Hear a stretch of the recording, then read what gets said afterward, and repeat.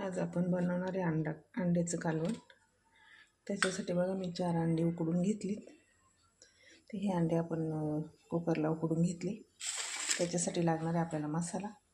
तर हा आपला काळा मसाला घेतला आहे मी 1 चमचा, अर्धा चमचा हळद घेतली, 1 चमचा मीठ घेतले आणि अर्धा चमचा जिरी घेतली. जिरी जास्त घेतली त्यामुळे फोडणी द्यायची तिला, तेलात ती छान होते म्हणून.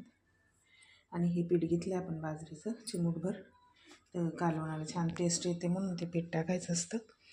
आणि हा घेतला आहे मी कांदा कापून, एक छोटासा कांदा फोडणीसाठी. तर आपण ते तेलात टाकूया. तेल आपल्याला कांदा छान परतून घ्यायचा.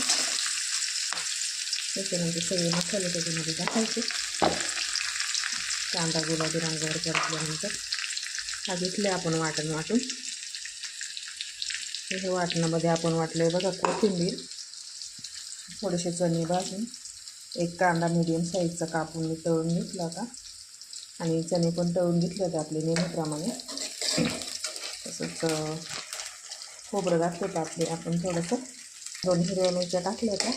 तसंच आपण थोडंसं आलं पण घातलं होतं, थोडंसं 4-5 पाकळ्या लसणाचा. आणि सगळं आपण भाजून घेतले तेलामध्ये व्यवस्थित तळून आणि मिक्सरला वाटून पण घेतले.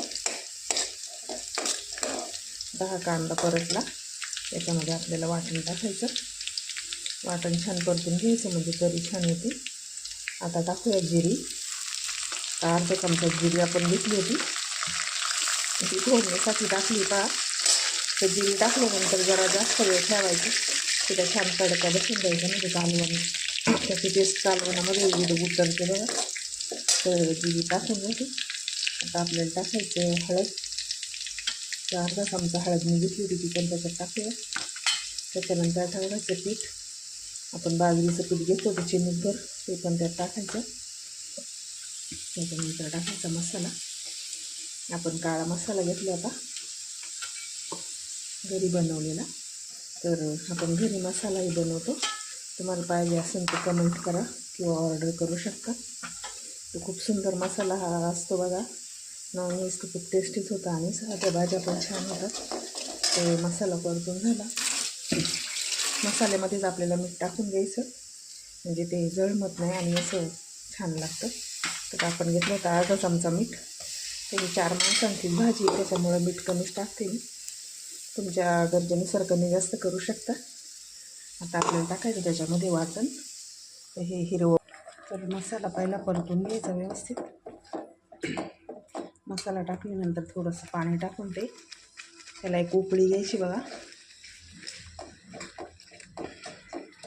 अशी मंद आचेवर एक उकळी घेतली का ते कालवण खूप सुंदर होतं, टेस्ट पण येते आणि तरी पण येते. तेल वगैरे आपण भरपूर टाकले. आता फक्त थोडीशी याला आपण उकळी घेऊया म्हणजे तरी येईल छान.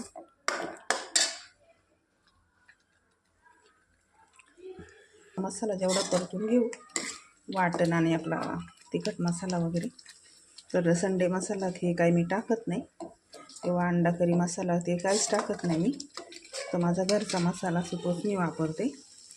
त्याच्यातसुद्धा कालवण एवढं सुंदर होतं, टेस्ट तर अप्रतिमच असते. तर थोडीशी तरीपर्यंत आपण ह्याला उकळून घेऊया. हा मसाला आपण मंद आचेवर परतायचा म्हणजे तो करपत नाही आणि तेल सोडतो, नाही तर मग खाली लागल्यानंतर ते भाजी करपट होते बघा. एका हाताने फोन पकडावा लागतो आणि एका हाताने आपल्याला रेसिपी बनवावं लागते बघा. तर आपला मसाला बऱ्यापैकी परतत आला आहे. आता तेल पण सोडायला लागलं आहे. त्याच्यामध्ये आपण पाणी ओतू शकतो. आपण पाणी ओतून घेऊया रस्स्यामध्ये. 2 मिनटं उकळी घेणार आहे आपण.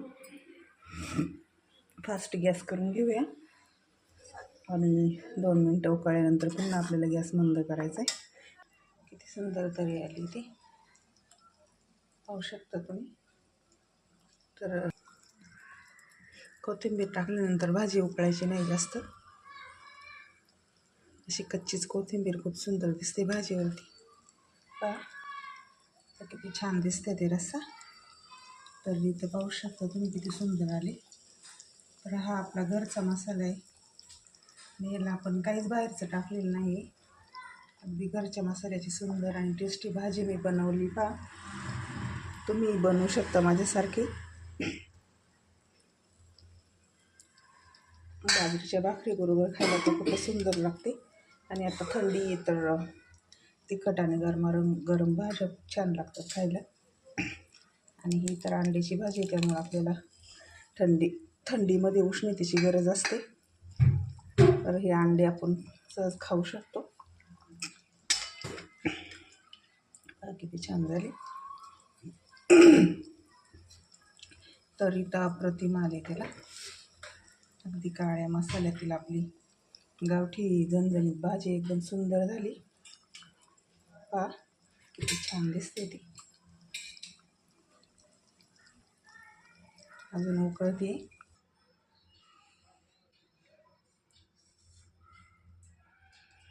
हे आपले बॉयलरचे अंडे आहेत, पण गावठी अंडे असतील तर मग तर खूपच सुंदर होती भाजी. आवडली तर लाईक करा, सबस्क्राईब करा मैत्रिणींनो. कारण मला आता मेहनतीला यश मिळेल आणि काहीतरी उपयोग होईल. माझ्या मेहनतीचा फायदा मला होईल.